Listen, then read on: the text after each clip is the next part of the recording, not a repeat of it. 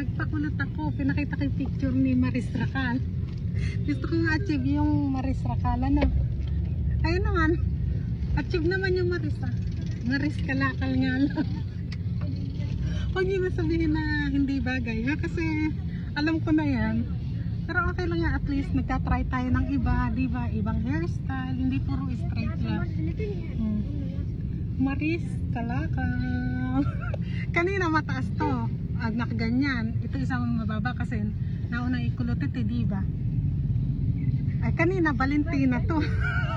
Valentina na nausog. Eh ngayon bumaba na rin siya. Inaayusin pa nga sana nung anibag na ako, nagmamadali kami. Sabi alas 7 na eh. Eh dapat alas 7 andun na kami, babiyahe pa kami ng Multan.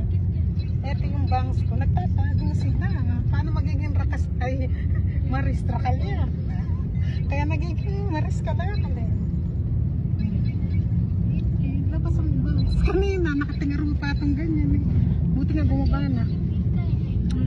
Maris tama ba? Maris Kalakal.